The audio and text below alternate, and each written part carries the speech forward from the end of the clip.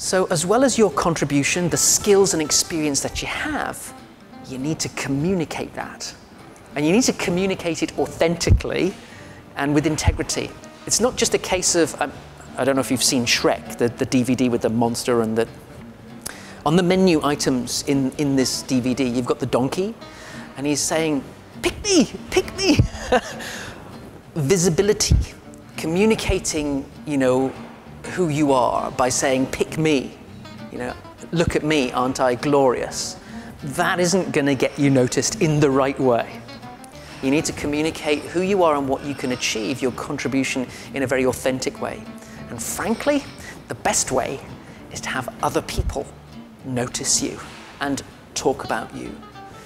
So you need to be thinking, how can I give myself to other people?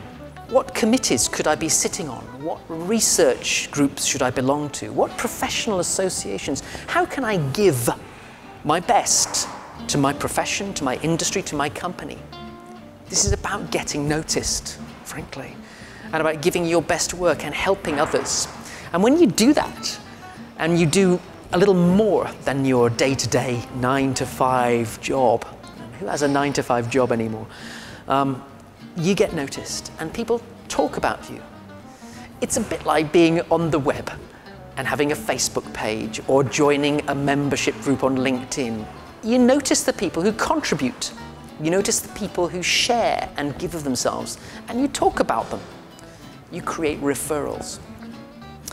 So as well as your contribution, you actively need to be communicating that contribution by making sure that you communicate to new networks. You do need to increase your networking by giving away what you're really, really good at. There's a third C. The third C, I think, is character. So you have to have a character. You have to reveal a little something about yourself. You have to have some personality. So you have a contribution, you have a professional contribution to make that is about your job and the role that you build. You are sharing that contribution with a wider network than you have, and yes, it's going to take some time, but you're also revealing a little of yourself. Because when the company comes to find the next CEO, they're not going to go to the human resource department, pull out 150,000 resumes or Vitas or CVs and read who's going to be the next CEO. Not him, not her. Your name has to be on their lips. You have to be in that conversation. Who are they going to pick? They're going to pick someone who adds value. They're going to pick someone they know who is already adding value. And they're going to pick a character, someone who is different from everyone else. Yes, you can disagree, the fact that I like Linkin Park or heavy metal or punk rock music, but that's my character, that's who I am. I hope I have other values that you might hire me for. So speaking to you as an individual, and don't take this personally, but if you just think, I'm doing a great job, I should, my good work speaks for itself. No, it doesn't. Your good work gets filed. You do a good job, somebody will see the spreadsheet and the numbers that come out of your department. Oh, good job. Filed. No problems. You foul up, they're on you like a ton of bricks. So, you make a contribution. You wouldn't be in business if you didn't do a good job. You wouldn't have your current role if you didn't do a good job. You'd be out. But if you want to go to the next level, you've got to give more of yourself, more of your professional self to networks that will value that. And this is uncomfortable for some people, more of yourself. Who are you? Exactly. Who is this character?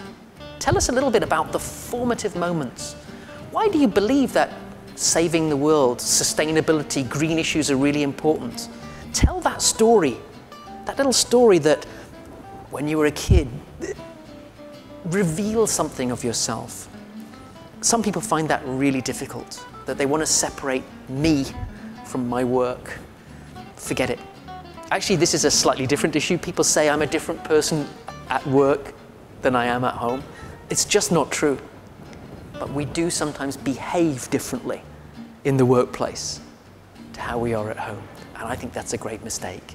I do think we need to be who we are. Warts and all, do you have this phrase? The good bits and the bad bits, the rock music, the punk rock music, and the professional skills that you might have. And then people will think, yeah, I'm willing to embrace that. I respect him or her for what they stand for. I think they're wrong, but they have an opinion, they have a point of view. And when you're thinking about promoting someone to a really responsible role, you want them to have an opinion, don't you? You want them to be able to defend that opinion, don't you? You're never going to appoint someone to the next level who is invisible, who is anodyne, who has no rough edges. You have to stand up for yourself. You have to stand out.